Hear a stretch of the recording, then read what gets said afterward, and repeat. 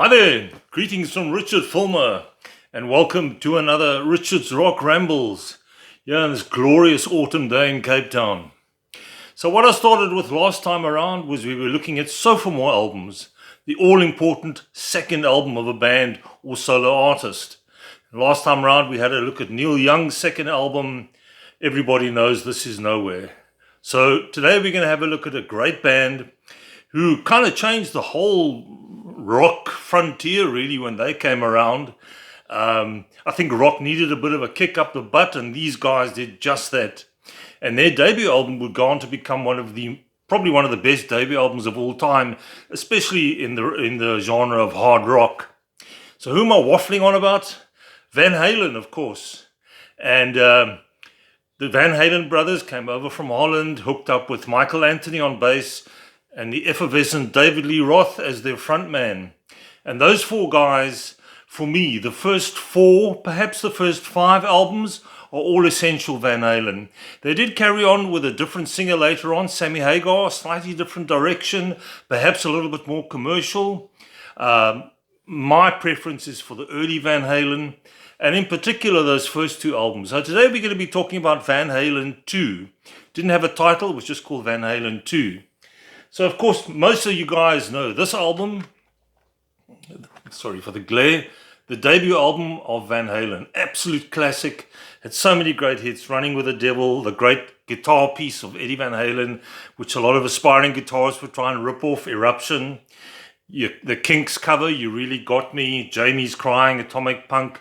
So, yeah, this was an amazing album. And it blew the doors open for them. And produced by Ted Templeman, did a really good job. This is the remastered version. No bonus tracks, but really well remastered and reproduced. A must-have. So they needed to follow that up with an equally strong album. And I think they did just that. The album was perhaps not as, I won't say dark, but not as intense as the debut. It's a bit more of a fun album, but more of a party feel to it. But a great album, another great production, same producer, Ted Templeman. I think Ted would go on to do those first 4 or 5 albums with a lot of help from Eddie Van Halen. He was very good in the studio, and the rest of the guys. I think out of the 4 of them, musician-wise, probably Michael Anthony had a lot to learn, but he really was a great bassist. Very good on stage as well. The whole band on stage cooked. When these guys were firing, nobody could really touch them. If you look at that US Festival from '83, they were one of the standout acts on that day.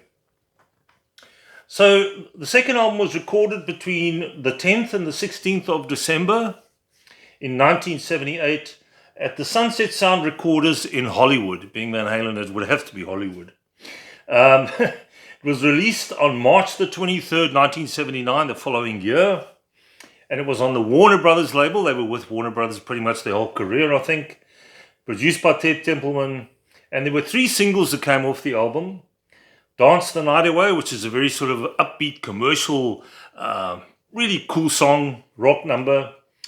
Beautiful Girls, and Somebody Get Me a Doctor, which I think had a really funny music video to go with it as well. This is pre-MTV, but they still had videos which they released. Some of them were a bit cheesy, but you know, when you got a front man like David Lee Roth, he's dying to be on camera and on stage. You see, the ultimate showman. So in the band, it was David Lee Roth, obviously on vocals, Eddie Van Halen on guitar and backing vocals, that incredible guitar work of his. Michael Anthony on bass, backing vocals, and Alex Van Halen on drums. Excuse me. To wet my whistle there. So Alex Van Halen was on drums. It went to number 6 on the Billboard 200 in the US and 5 times platinum in the States, which is a really big seller. So this is the album cover. Nothing great, not great shakes, but it's, you know, it says what it's supposed to say. Van Halen, and then at the top there it says Van Halen 2. And that's a photograph of the guys. David Lee Roth doing his splits jump there, and Eddie Van Halen with his Bumblebee guitar, and Michael Anthony with the bass. And right at the back there, you know, if you can see much there, that's Alex Van Halen on the drums. See if there's anything I can show you inside. This is the remastered version. There's David Lee Roth with a couple of girls Somebody Get Me a Doctor, and there's Alex Van Halen. And there's Eddie Van Halen at the top and Michael Anthony. So not much else to show you. And then it just tells you who plays what. So what are the tracks on here? First track, You're No Good. It's got some incredible guitar work. He gets all sorts of weird sounds out of his guitar on this album. Dance the Night Away. That was the big hit off here. Slightly commercial, but I think they were also trying to get more, a bit of radio play. Back in the day, you had to have a radio single to, before the album starts to sell. That's how it used to work back in those days. Somebody Get Me a Doctor, that was another single. Bottoms Up, Out of Love Again, which is quite a heavy track. Although this is a slightly more upbeat album, it's heavy. There are some really mean riffs from Eddie Van Halen on this album. Light Up the Sky, that's another one of my favorites from this album, with some amazing drumming from Alex Van Halen. A really powerful drummer, really hit his kit. And also the bass is quite up front in the album. So you can hear there's a lot of different effects that Michael Anthony's got on his bass. Spanish Fly, which is like a little guitar piece from Eddie Van Halen, very nice. Dead or Alive, or DOA. Woman in Love, and then Beautiful Girls was the last single to come off this album. As I said, well produced, engineered by Don Landy. I think he also did the first one, and we're going to do 3 and 4. A great album. And for me, an excellent follow-up to an album. Sometimes if an album is really big as your debut, it could become a bit of an albatross around your neck. But these guys delivered with the second one. So there we go. Short and sweet. Van Halen 2.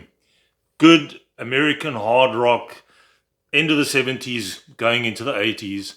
And they would be around at the top of the pile up until about 84, 85. And then they would come back. And 5150, the first album with Sammy Hagar, would also be a really big seller. Here we go. So that's it. Van Halen 2. Next time around, we're going to have a look at a band that started way before Van Halen. In fact, they started in about 1968, 1969, around there, 67 perhaps. Talking about Jethro Tull, and we're going to look at their second album, which was a huge departure from their debut, which didn't really do much. It was basically a blues album. And the second album was called Stand Up. It would also see the introduction of Martin Barr on guitar, who would go on with him for many years. And an excellent second album. So that's what we're going to have a look at next time. Have yourselves a great week. Look after yourselves. If you haven't done so yet, please, down below, give me a thumbs up and subscribe if you haven't. And I'll catch you guys again soon. Cheers.